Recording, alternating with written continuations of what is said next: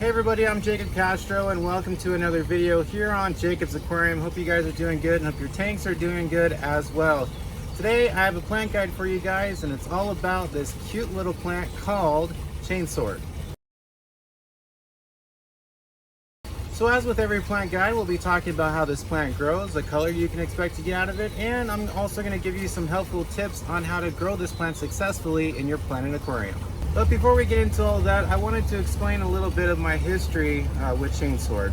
So I originally started selling chainsword on my website about 2 years ago, and I would say that I chose to start selling this plant just because I was looking for something as like a foreground plant, you know, that I can offer my customers because my foreground selection of plants wasn't really that big at the time. So I found this plant and I discovered that it was a rather low growing plant, doesn't really get too high, and it propagates very easily, you know, and it looked like a nice little, you know, carpeting plant. So I'm like, okay, let's give it a try. So I put it on my website and people began to buy it and I got nothing but positive feedback and people seem to really like this plant. So I chose to continue selling it and it's been a hit ever since. It's not one of the most popular plants on my website, but I would say it's a pretty good seller. I sell maybe about 50 to 100 individual chainsword plants a week on my website. So I know that sounds like a lot, but compared to my other plants, it's really not that much. But nonetheless, it's a good seller on my website, so people seem to like it. So maybe you'll like it as well if you've never grown this plant. So maybe it's the plant that deserves a chance in your planted aquarium. I myself have never personally grown it in my own planted tanks. I have grown it here at the nursery, of course, and I would say that it's a very simple plant to grow. I mean, as far as in my case, you know, in my case, I use all the fancy things that I guess you could say that exist in the hobby. Besides good substrate, actually, I use everything else besides good substrate. And this plant seems to grow just fine for me.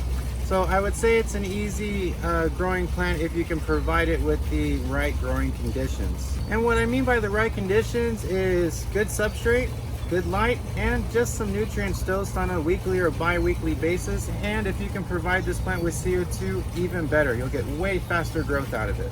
So here at Jacob's Aquarium HQ in the pond, I'm currently growing it in sand, as I do with all my plants. People are continuously surprised by that. They think that I'm doing something wrong or I may not get good growth out of my plants or whatever, but simply put, if you're growing plants in sand, well, there's no nutrients in the sand, but you know, you can compensate for that loss of nutrients by just dosing nutrients in your aquarium in a liquid form or whatever, and injecting CO2 definitely helps, and I do all of that. So I get really good growth out of this plant. So I know I said that good substrate is a must for this plant, but not necessarily do you need it for any plant to begin with. You can grow pretty much any plant in sand.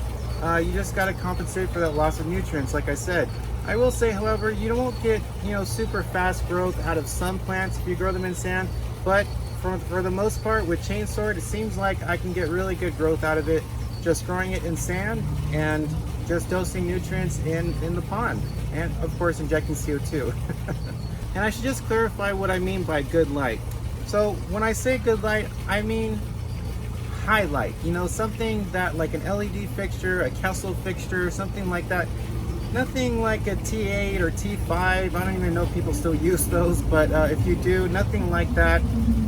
Just nice bright light. This plant really appreciates a lot of good light.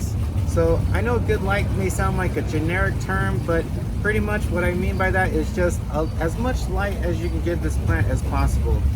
It'll definitely help it spread out and grow, produce runners and things like that, which brings me to my next thing. So this plant actually does grow by producing runners.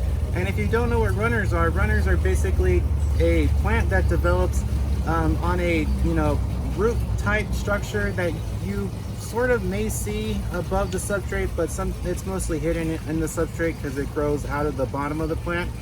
But this is a runner type growing plant. That's how it propagates itself.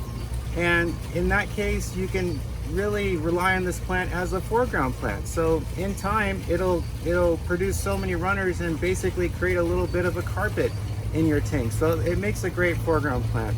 And like I said, it doesn't get too tall. It stays relatively, I would say, 3-4 inches above the substrate. I have gotten some that are grown immersed that are upwards of 6 to 7 inches tall, but it seems like when it's grown in an aquarium, it doesn't really get super tall, like 7 or 6 or 7 inches like I just said. It seems to stay around the 3, 4, 5 inch mark, I would say at the max. So it makes a really great foreground plant.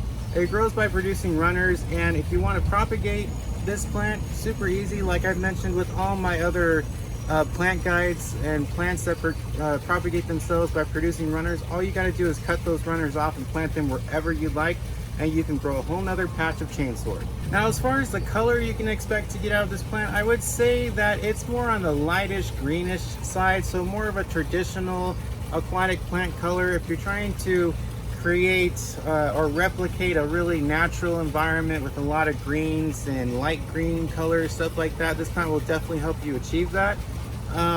Even in bright light, it still seems to develop a lightish greenish color. Typically when a plant is under highlight, the colors in the plant seem to be a little bit darker for me, but in chainsword, with chainsword, in this case it doesn't really seem to develop a darker green color. It seems to just stay a light green color. So if you're not a fan of light green colors, which I can't imagine why anybody wouldn't be a fan of light green colors, but if you're not, then this plant isn't for you. But if you are, well, this plant is for you.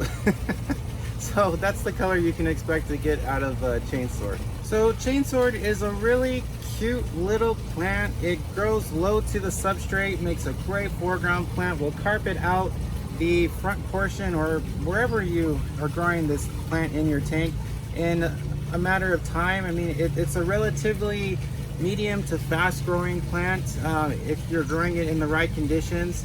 I just think it's an all-around easy to grow, simple plant. It's nothing really too complicated to grow, and I would say even if you can't provide it with CO2 and nutrients and all that stuff, if you only have gravel or sand in your tank, as long as you can give it some light and a little bit of nutrients, even if the nutrients is just from the waste from your fish, I would say this plant will grow just fine in your tank.